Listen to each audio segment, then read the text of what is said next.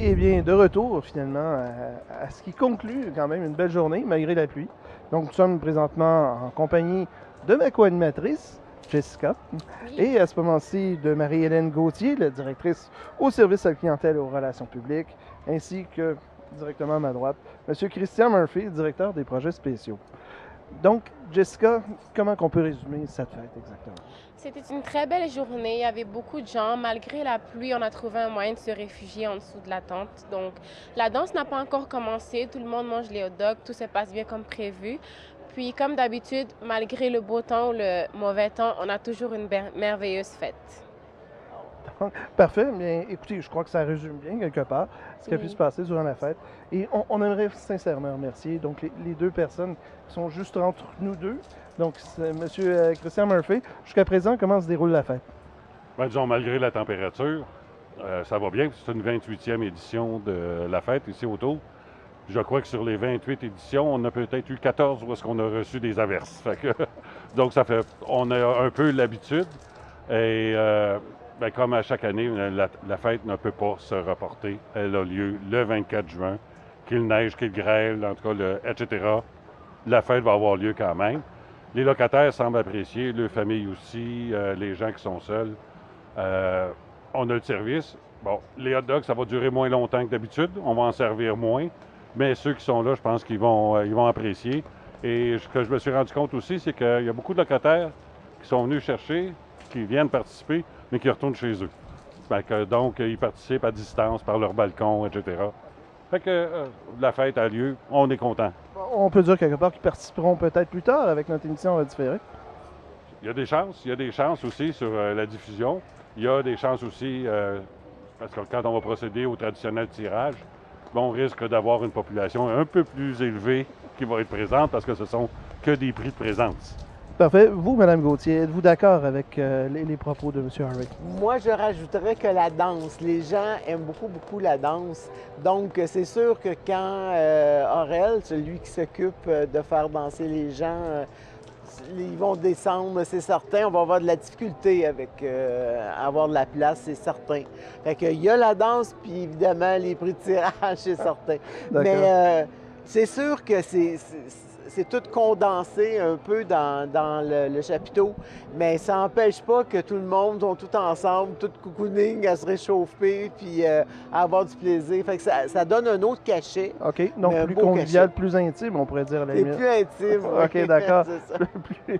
Plus chaleureux, peut-être. Oui, Oui, c'est ça. les gens se côtoient, discutent. Souvent, ils ne connaissent pas personne qui est à côté d'eux.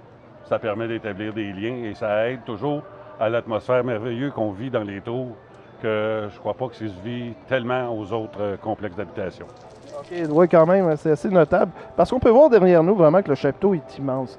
J'imagine que pour réserver un type de matériel comme ça doit prendre quand même une réservation de longue haleine.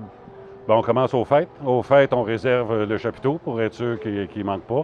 Mais l'organisation est tellement rodée. OK?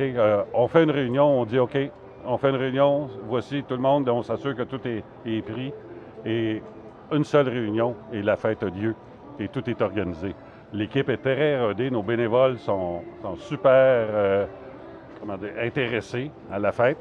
Et donc, tout se fait dans une harmonie facile. C'est rendu facile de la faire. Je dois le dire, c'est rendu assez facile de l'organiser. Puis je pense que mais on veut pas, mais si on en organisait une deuxième, ça serait aussi facile. Je rajouterais un petit point, c'est que oui, c'est facile, c'est rodé, mais par contre, quand il faut donner l'action, comme là, s'occuper d'une cuisine, s'occuper de faire chauffer les hot dogs, ça demande une adrénaline assez grande. C'est appréciable, on pourrait dire, oui, c'est ça. Oui, exactement. Donc, c'est pour ça qu'il ne faut pas déprécier non plus l'effort, mais les gens sont très généreux. Ils sont vraiment généreux. Ici au Tour Frontenac, oui, c'est ça, absolument. effectivement. Et juste à titre anecdotique, ça fait combien de temps que vous organisez cette fête-là? Ben, on est à notre 28e édition. Donc, pratiquement 30 ans. Pratiquement 30 ans. Et ça a commencé tout petit. Ça a commencé quelque chose que... On dit, on a annoncé, ceux qui veulent fêter, on se rencontre sur la terrasse, il y avait 15 personnes. Puis aujourd'hui, ben, les années qu'il fait beau, on peut servir jusqu'à 1500 dollars. On Encore réserve un. 1500 docs. Donc, c'est certain que cette année, ça va être moins, mais on va être heureux. OK, tout à fait. Donc, et vous, Jessica, au niveau du Vox Pop, est-ce que vous avez trouvé quelque part que les gens étaient d'accord avec ces gens-là, que les gens ont vraiment apprécié la fête? Finalement, il n'y a pas eu de vox pop, mais en voyant les gens, ils avaient vraiment l'air d'apprécier la fête, de parler avec d'autres personnes, de connaître un peu leur vécu, de connaître comment ils voient la fête nationale. OK, Donc, je d'accord. crois que c'était vraiment une belle occasion pour tout le monde de OK, fêter OK. ensemble. Parfait. Donc, super. Et finalement, j'imagine que c'est un investissement qui est assez palpable, qui quand même, qui doit coûter, disons, certains montants. Oui. Disons, il y a un certain montant. J'aime pas ça parler d'argent, mais on est aidé par nos fournisseurs. Nos fournisseurs nous donnent un montant.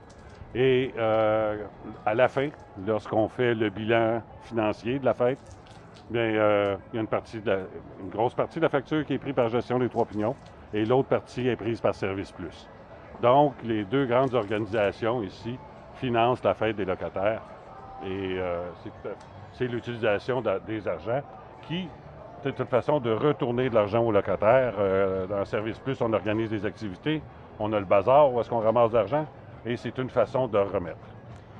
Mais je voudrais quand même Oui. rajouter que pour la gestion des trois pions, parce que normalement, les activités, ça se génère avec, comme disait Christian, les argents qu'on va chercher dans Service Plus. Celle-ci est particulière.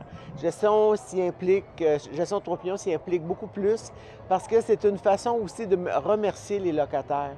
Parce que Parfait. tout le long, comme là, cet été, on refait Christian, c'est lui qui est dans ce dossier-là, de refaire la piscine. C'est sûr que c'est pas facile pour tout le monde. Donc, puis tout le monde embarque, sont gentils, ils posent pas de problème. Donc, c'est une façon pour Gestion des Trois Pignons de remercier aussi les locataires. D'accord. Et on entend beaucoup à ce moment-là, vous comptez sur des locataires qui sont formidables.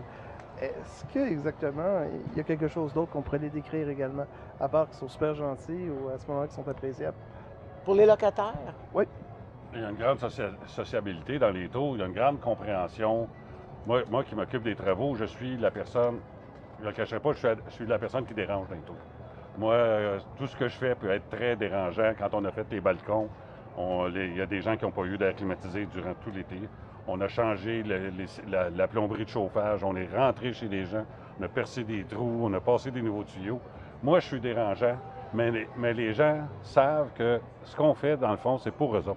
Puis, je voudrais rappeler que Gestion des Trois Pignons, Service Plus, toutes les organisations ici sont tous des organisations à but non lucratif. Donc, il n'y a pas personne qui va mettre de l'argent de plus dans ses poches ou moins dans ses poches, peu importe ce qui se passe ici. Donc, on investit, là, on va investir pour le gros projet là, dû au changement de l'hydro. On va refaire la piscine, on va amener des jeux d'eau pour les enfants, donc on va améliorer la situation pour les gens. La piscine, elle est conçue de façon à ce que ceux qui veulent faire de l'entraînement vont avoir de la place. Ceux qui veulent s'amuser dans l'eau vont avoir aussi leur place. Donc, on travaille pour améliorer tout le temps. parfait. Et vous également, Mme Gauthier? ben moi, au niveau des locataires, j'aimerais parler sur un autre niveau. On a quand même au-dessus de 130 bénévoles locataires ici dans les Tours-Frontenac. C'est pas rien. C'est ceux qu'on connaît les noms. Il y en a plusieurs qu'on ne connaît pas qui aident leurs voisins, leurs voisines. Il y a beaucoup d'entraide, beaucoup de proches aidants. Et puis, on a nos intervenants qui sont là pour supporter aux besoins et l'équipe de Service Plus. Donc, ici, il y a vraiment c'est vraiment une place où les gens peuvent vivre en communauté et d'entraide. Il y a beaucoup de ça. Juste tantôt, là, on était collés, puis on était tous collés ensemble, puis il y avait des personnes qui avaient plus de difficultés, étaient plus vulnérables, tout ça. D'autres locataires qui ne se connaissent même pas les aidaient à passer, à trouver une chaise. En tout cas, c'est hallucinant. Moi, je suis toujours ébahi des locataires des Tours-Frontenac. Super. Bien, écoutez, je tiens finalement à vous donner le mot de la fin.